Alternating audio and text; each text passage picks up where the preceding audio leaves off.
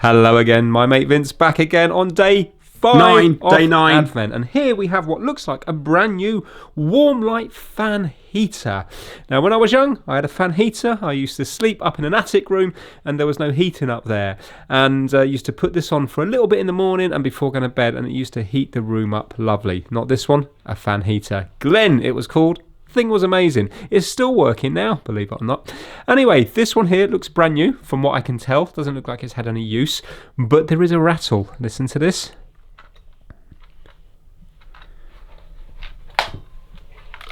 There. Hopefully you heard that. But I have tried plugging it in just to see if anything's happening, and it's not. I can hear the thermostat's working. There. I can hear that clicking. So let's turn it off there, and I'll plug it in, and hopefully whatever's loose isn't going to short against anything important. Now if I turn it on here, there, and here, there's nothing happening at all. I'm going to turn it off just in case that thing that's loose will short. What's interesting is it says that not only is there two heat settings, but also you can have upright and a flat heater. And I think that's kind of clever. So it looks like you can have it this way or this way. It's a nice little design touch. I've never seen that before, but maybe that's very common now. Haven't looked at fan heaters in years. Anyway, let's bring it over to the mat and see why the seemingly new fan heater isn't working. Is it to do with the rattling on the inside, or is that something extra that's broken? Let's find out. Okay, I can see a load of screws at the back here, or the bottom. I'm going to leave these two in for the moment because I've got a thing they're holding like the fan motor or something, and I just want to get into it. Clearly I'm unplugged. I suppose first thing, let's check the fuse. Maybe the fuse has gone. Oh, 10 amp, interesting. So they're using a multimeter. I was told about this in another video in the comments section. Let's see if it's working. Ready? Holding it here. Yes. So I don't need to use my multimeter. You can see that it's working just fine. My mate Vince's real name. My name is Vince. Right, let's see if this one fits down there. Not quite. So I'm going to need something long and thin. There we go. Yeah, the name Vince now is getting a lot more popular. Like years ago, people sometimes used to laugh when I used to say my name. And now, yeah, people are actually calling their kids it. It's strange how different names get popular and stuff.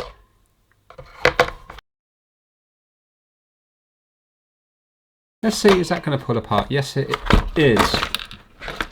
Okay, so the thing rattling is this here. Whatever that does, looks like it holds in a circuit board.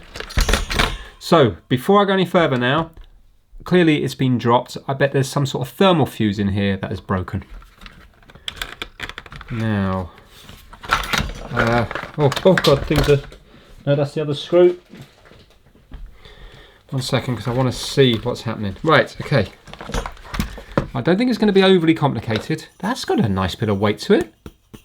I like that. So we have an LED here. Where is that even supposed to shine through? Oh, up here. So the LED goes up here. Has it even got a holdall? Oh, it goes in here. LED goes in there. I'm with you. Okay, and that just shines through there. Right, okay. So this is the actual heater element here. This is the fan, and it's got white on it. Is that... No, that's just bad mould, and I thought it was dust. So this thing looks brand new. Look at that, we have a little spring on it to keep the fan on. You know, with the desktop fan, that I didn't see the spring, but I can see in action now what it's supposed to look like.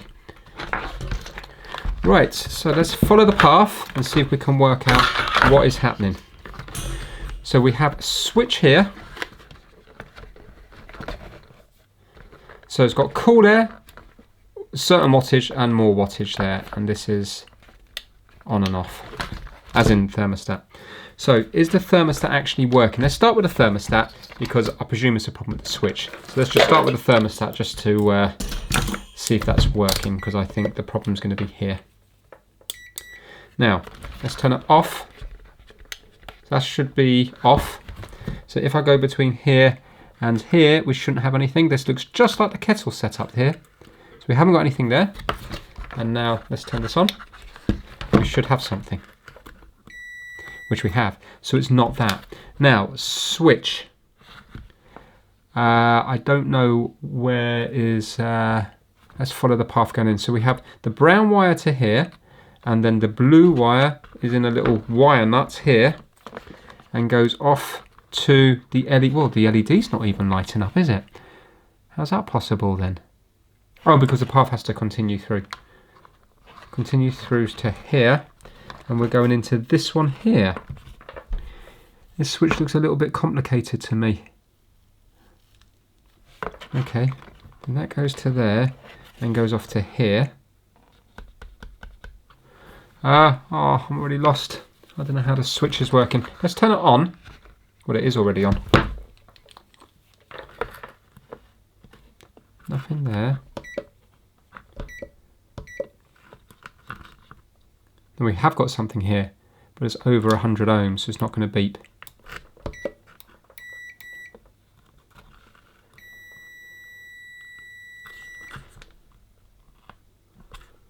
So that's linked to there. So when this is the one coming in, yes.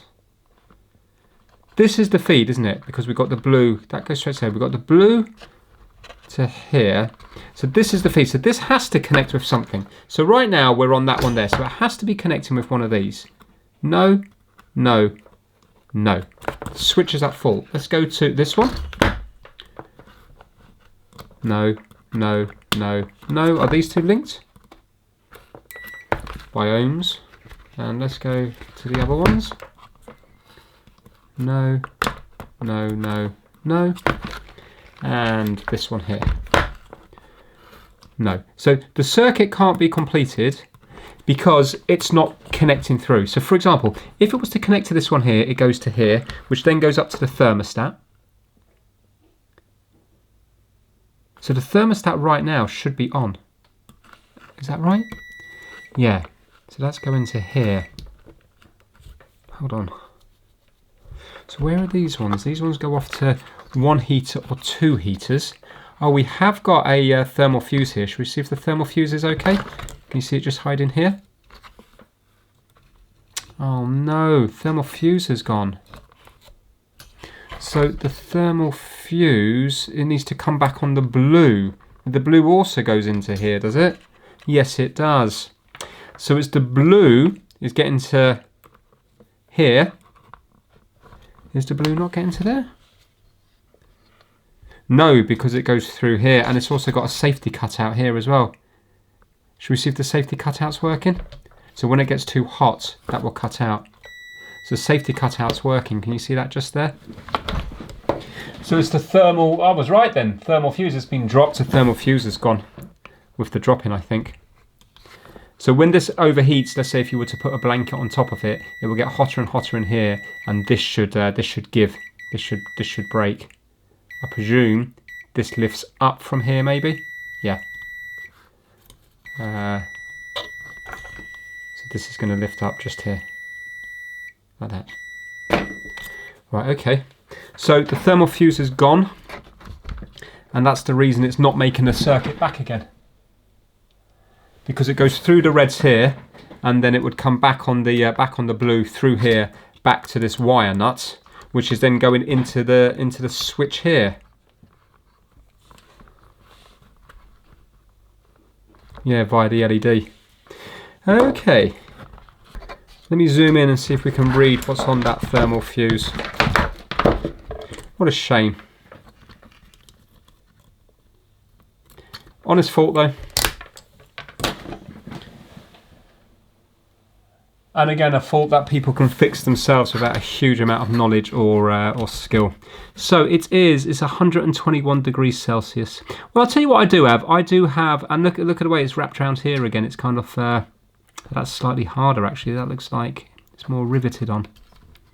Oh no, well no, not really. No, it is wrapped around there. It's done incredibly well. I'm going to struggle. No, I won't. I'll tell you what I'll do. Let's undo this here. And here, and I might be able to lift off the bottom.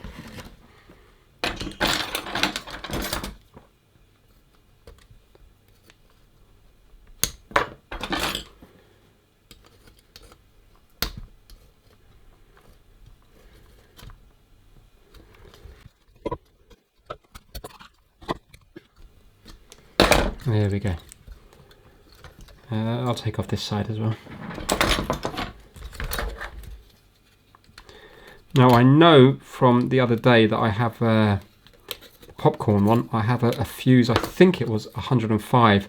So I think I'll pop that in because I've got a feeling it's probably going to work okay at that. And then again, I can order one of these up. So that gives me a lot more room to work now. Look at that. 10 amp. 121 degrees Celsius, 10 amp. Let me see what my one is.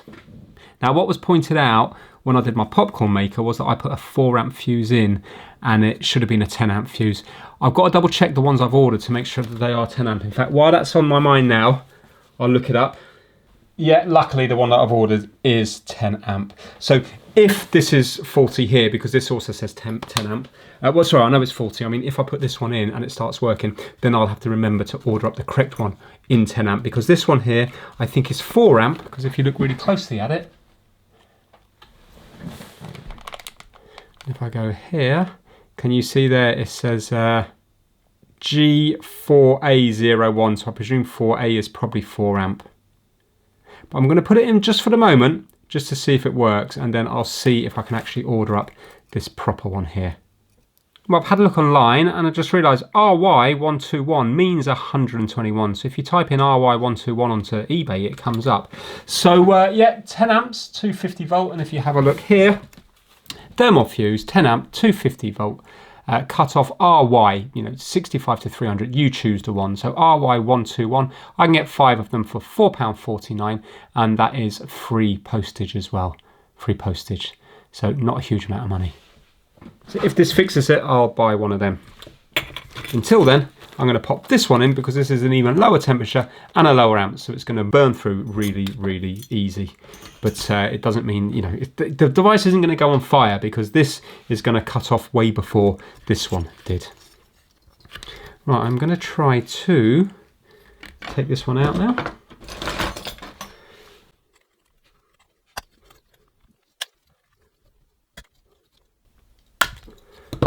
I'm going to try to bend it. I'm slightly worried about breaking this, you see.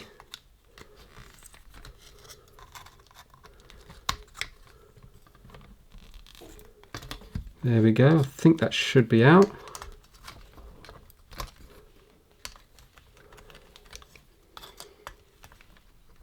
There we go. Now I've got to try to bend this one round here.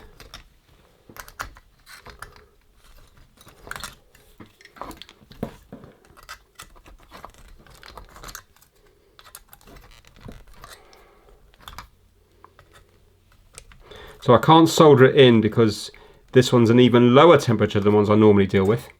So it would burn up pretty quick. The soldering iron, by the time that's soldered there, would melt. But what I've done in the past is, if I'm soldering here, I would just use this as a heat sink, and I just wouldn't spend ages soldering it. And I've always been okay, apart from the very first time I did it, because I didn't know that thermal fuses didn't work when you were soldering them. And again, I would do that there when soldering this side. And most of that heat's going to go up here, so it'll be unlikely, even if your iron's set to 400 degrees Celsius, it's not going to be 400 degrees Celsius here, because a lot of that heat's going up here. Now, normally you would just wait and put the proper one in, but the whole point is that these are Advent repair videos. I kind of need to get them done and dusted in the same day. The annoying thing here is that if I go to reuse this one now, the leads are going to be super short, because I'm going to have to cut away a lot of them. So because this is only going to be in there temporarily, I am going to leave the leads long, but just to make sure they don't short against the other side of the thermal fuse or anything that they shouldn't, I'm going to put a little bit of heat shrink on them just to keep them out of trouble. And that way then, when the proper thermal fuse arrives, I can take this one out and hopefully use it in a project that actually needs 104 degrees Celsius thermal fuse. Let's see if I've blown it.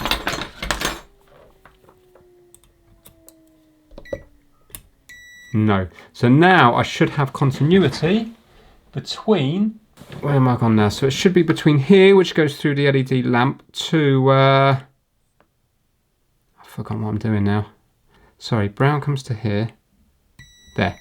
So now we've got a circuit. Yeah. So it goes through the blue, through the wire nut and everything to here. So 100% is going to be working now. I just want to see where the break was, because remember there was that bit of plastic. Where was that supposed to go? Oh, it just goes down here, so that holds in the element. Right, let's get things lined up again.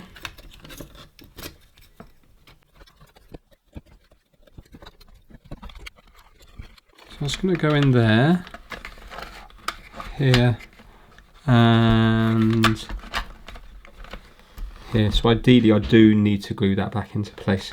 I'm just going to get some super glue and put that back down here. I don't think it will survive another impact. Right, it's still not gone off, still waiting. I am going to, I was just looking here. So already this seems a little bit weird. It doesn't seem to follow the line of the actual casing. As well as that, you can see where the penny pinching have been. So the fan wires here are just hot snotted in, you know, the hot glue in there. As well as that, I was trying to work out what caused the foul in here. You can see it's been fouled here.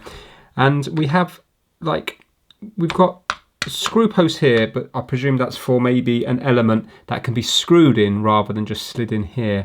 But look, where I'm actually screwing it is just here, you know, these posts, yeah? But I think the side of the element has caused that to foul there. So obviously we don't want that because this is all connected to the neutral. And this one here is the live. Yeah, because this is going to be the live going through here, isn't it? You know, coming across to, coming across from here to here. So that's no good. So I was wondering why that was really bent out of the way. And it's because obviously it's fouling against here. So I think because it's gone through there, let's put a new heatsink on, or just add another heatsink on top of that. I'm presuming these are going to have the little catch in them, which I can't really get to. There we go. Let's put a new little heat shrink on that. Be better to have a double layer on there anyway.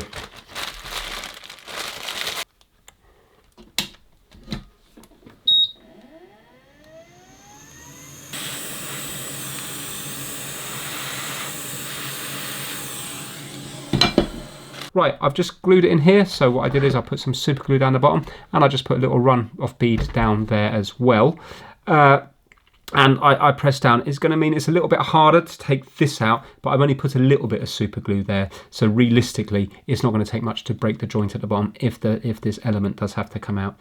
So it's on there now. It hasn't dried yet. I can still see it's very liquid. So I'm just going to leave it with a little bit of a weight on here. And hopefully in 10 or 15 minutes, that will have gone off. Then we can put it back together and test it. Okay, I can see that it's starting to go, but it's still extremely soft. I'm not waiting any longer. Right, let's put it back together, because when it's back together, it can stay in one place and it can dry overnight. So I want to make sure that that's going to clear that. Is that going to clear that? Very, very close. Bad design.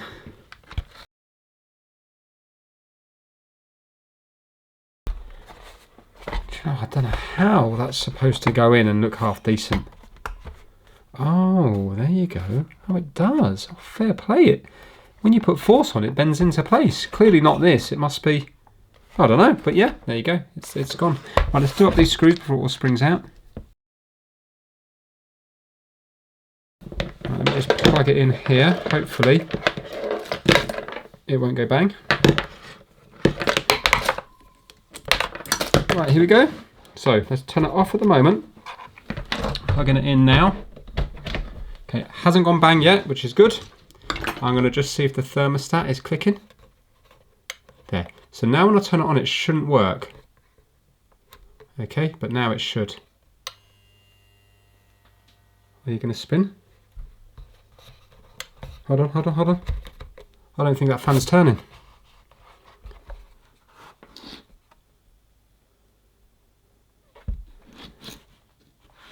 Maybe that's why it blew the thing out. I don't think that fan. Well, let's put it on cool. The fan's not spinning. So maybe that's why it burnt out. So it looks like the fault isn't just the thermal fuse, it looks like the switch is at fault, and what it's doing is it's not turning the fan on, and that's the reason why the original thermal fuse burnt out. But why is that? We need to take apart the switch and find out why. Now a little bit's been cut out from this video. Basically I worked out that if you keep doing a switch back and forth, every now and then it will let out a click. When it makes a click, it seems to work fine. So isn't that weird? The problem is it doesn't often make that click, but when it clicks, it works. Then the rest of the time it doesn't. So I have to take the switch apart just to see what is maybe making this click and why is it working when it does click. I'm just going to show you now with the multimeter it not working when it's not clicking.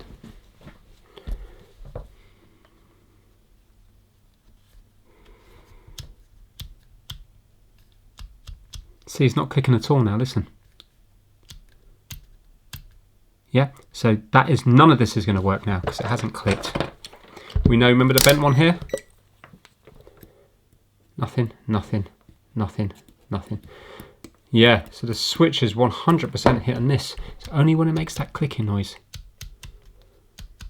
So that's what happened. They put it on number 2 like this and there was no fan and it just burnt out.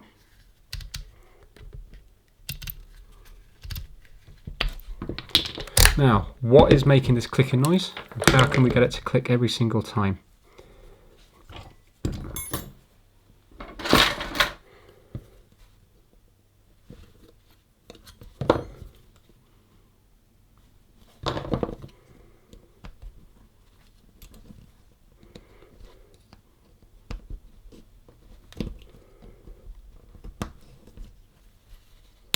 There we go. I don't know if it's this side or the other side that's faulty. Might all spring out on me, I might not have a clue. But you can see it's not reliable, you couldn't rely on this, it's a fire hazard. Well, I suppose the thermal fuse makes it not a fire hazard, but still. Shows you how important it is to have a thermal fuse.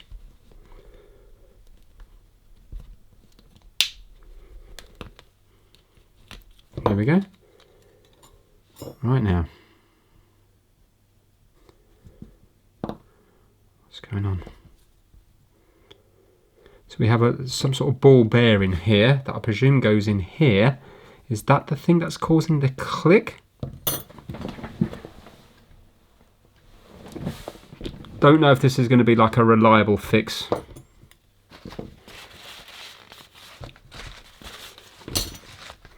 So definitely that's on a spring, isn't it? Yeah, that's a spring here.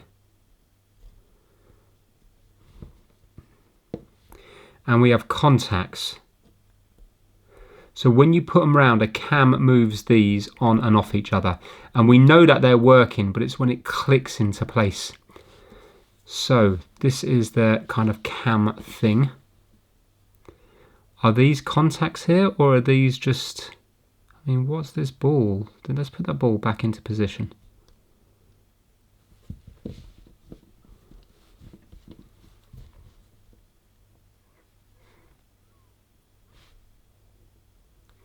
Now that doesn't go in there. Hold on.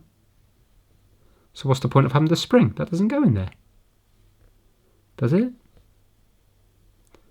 Oh, it does. It does, yeah. That's very hard. Yeah, okay. That does actually fit in there. So now, when you move around... Ah, is this arcing? Should that be conductive here? I think it should. I just don't understand what the click's about. Let's see if that should be conducting. So clearly this is conducting, yeah? Yeah. So right now that is in contact with these two. But hold on, that's on the same side. I was going across them. Well, I suppose it just depends on where the thing is about, where the cam is on here to see what's connecting and not connecting. So now, should this be connecting? Or is that just plastic? That's just plastic. So what connects one side through to the other?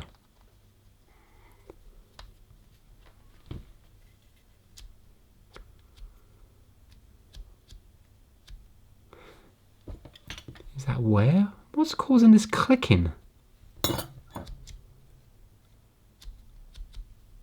I don't know. Why can't I work this out? Maybe I need to take off the other side. There might be something to do with this thing here. We know the ball bearing goes on this and makes it click into position. The thing is, it's clicking into position now even without the ball bearing.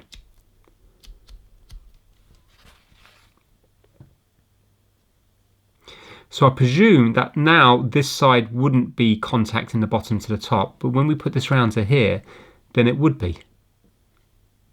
Well, it would be one side, and when we do that, it would be then two sides, wouldn't it?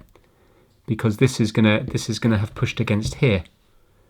Yeah. So as you see, where's that on top? So this one.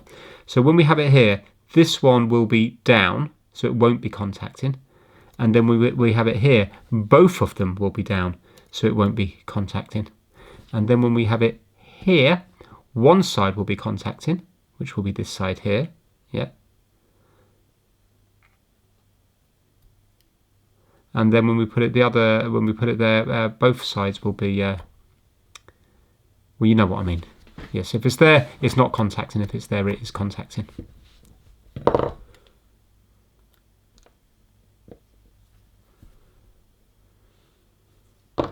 Right, let's have a look at this side.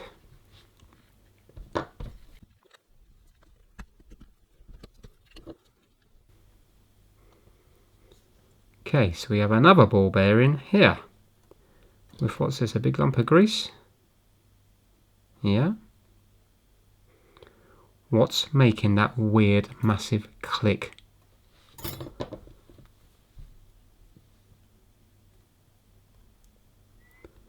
That's horribly off center.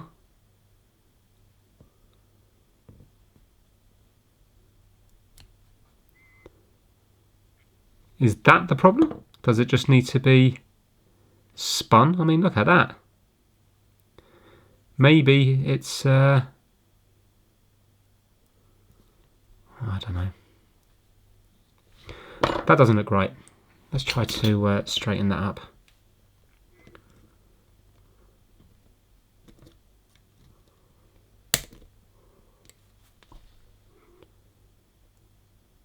Better, but I think we can do more. I still don't understand about this click. Feels nicer.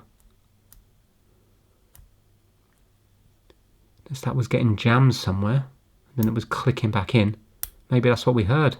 I heard. I'm sorry. You know what I'm going to do? I'm going to find a bit of the video where it was clicking just to show you the sound it was making. It does now make that clicking noise. I don't know if I heard that before.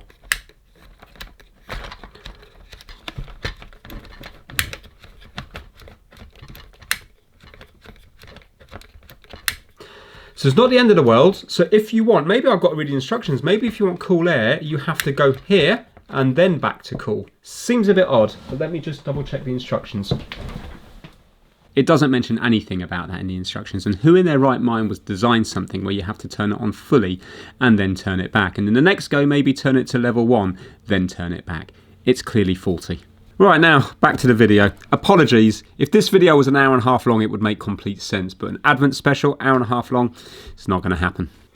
Right, well the only thing I can see that isn't right is the fact that that was bent, and you can see now it's straight.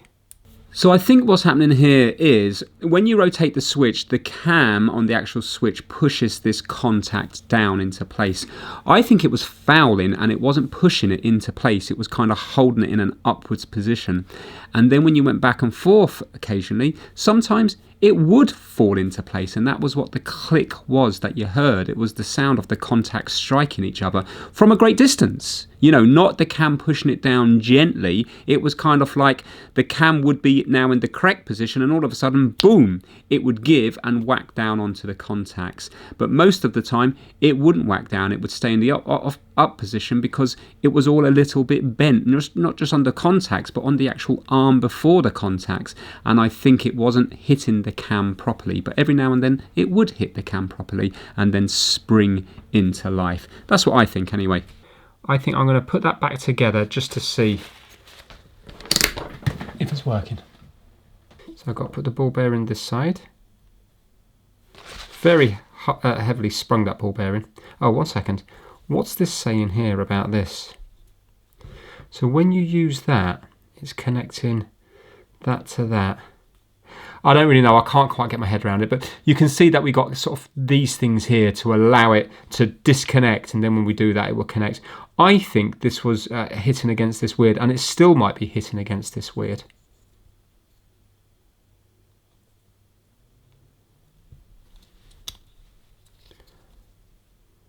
Got to get this ball bearing just right.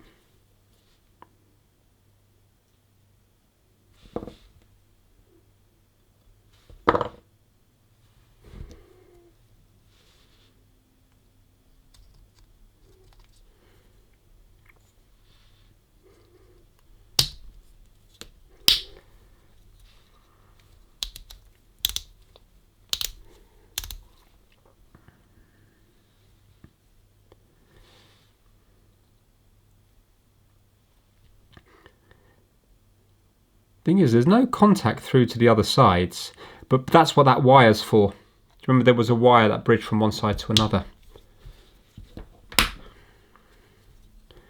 So, I'm not quite sure now what should and shouldn't be connecting, but let's just see what it's doing. So it's not making that weird click anywhere now, which is probably not a good thing.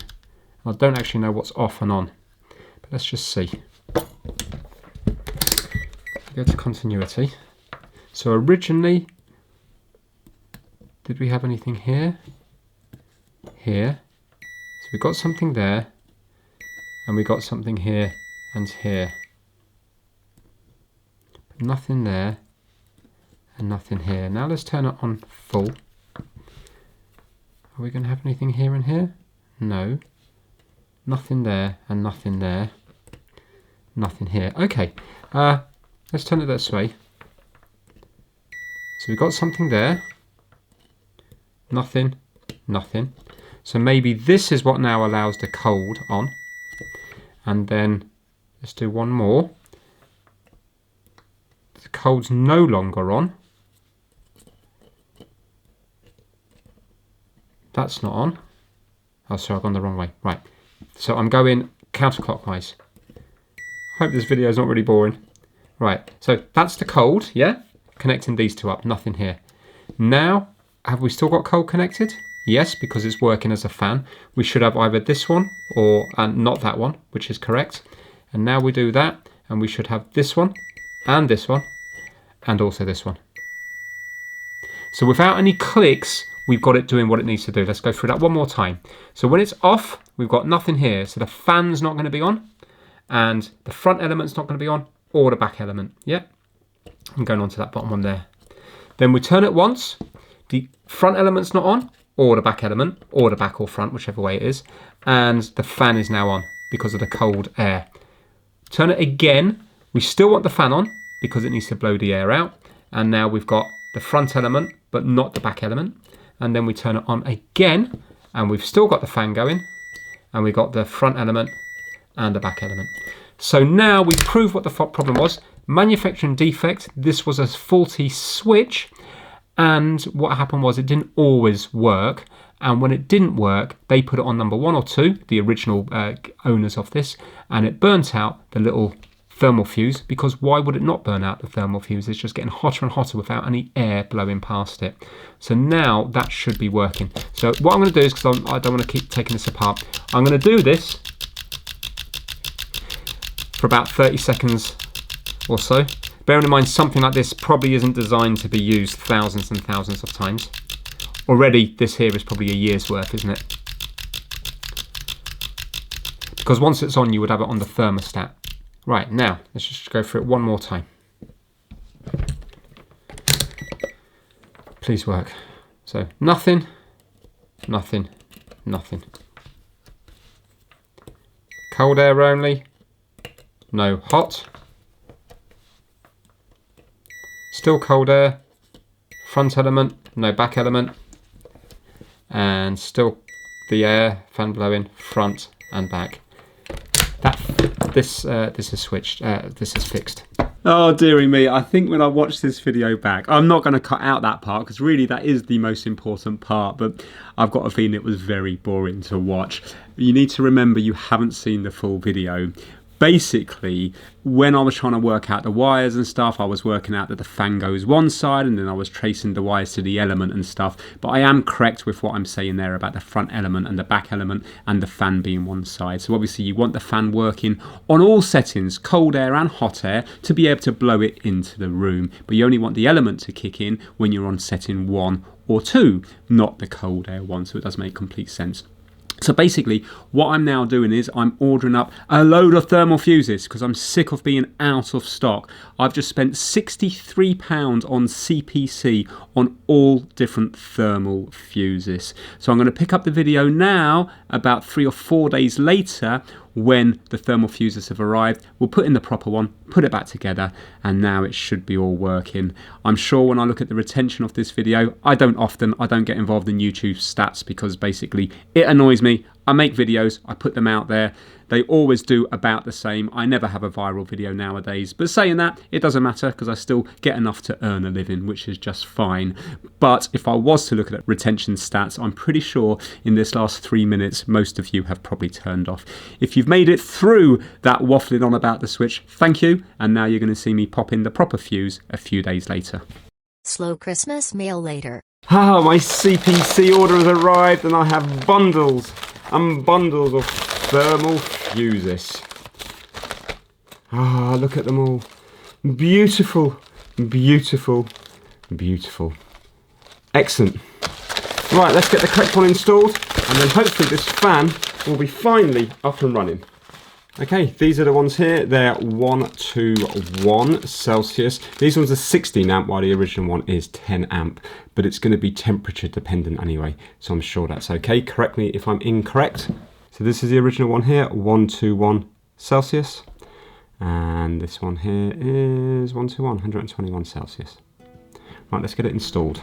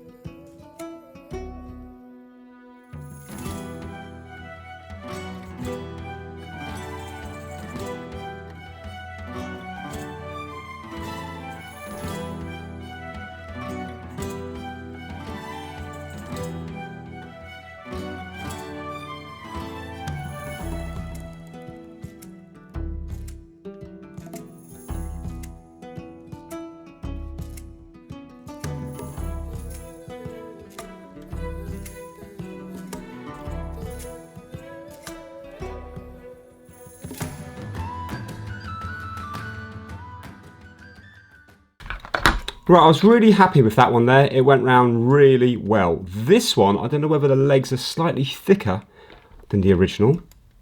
Don't think they are, but I struggled on this one. I'm not happy. It hasn't really wrapped around very nice. So what I'm going to do is I'm going to add a tiny bit of solder to it, and I'm going to use my pliers as a heat sink. So I'm only going to have it on there for a couple of seconds, because otherwise you see the melting temperature of solder is a lot higher than 121 degrees Celsius. But I think I'm going to be okay. So I'm just going to add that there. I'm only going to have it on there for the bare minimum. Right, I'm going to load up my iron with the solder.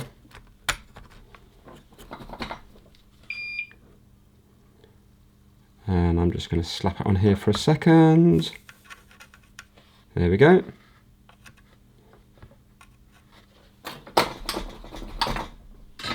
Now I'll be amazed if that's blown the fuse, because that was only literally a second on there.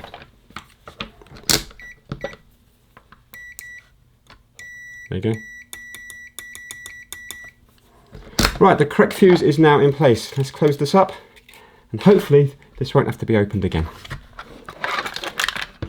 So I just have to put this top bit back on, making sure the thermal fuse is facing the elements and not the other way. I have to put the post back on again. That was rattling around at the beginning of the video. I have to glue that back on because, surprise, surprise, the super glue didn't work very well on it at all, and it came out when I was messing with the thermal fuse and the element. Super glue is amazing at fingers, gluing fingers, but for me, I never have a huge amount of success with super glue. But saying that, it's my own fault. I keep going back to it like a drug because the temptation that it may glue within a few seconds is so much more tempting than doing epoxy that you have to mix and you know takes 5 or 10 minutes to go off, even though I know the epoxy gives a much better bond.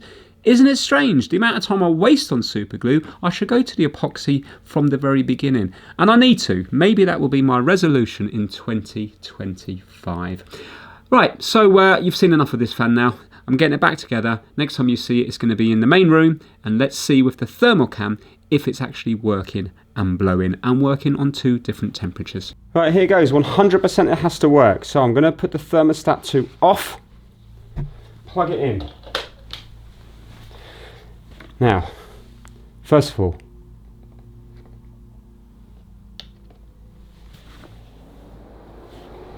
excellent.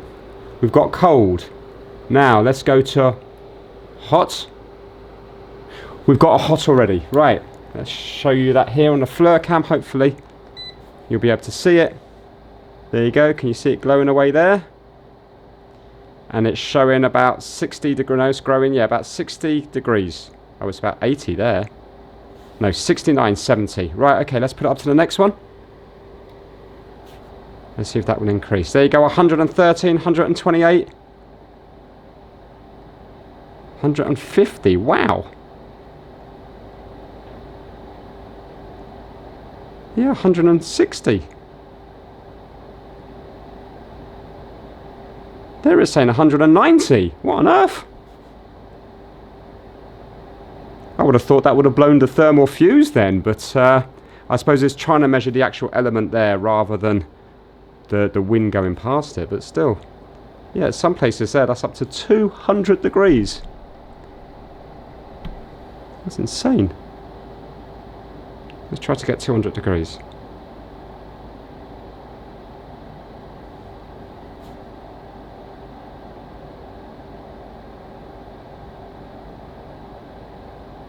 There you go, 200 degrees.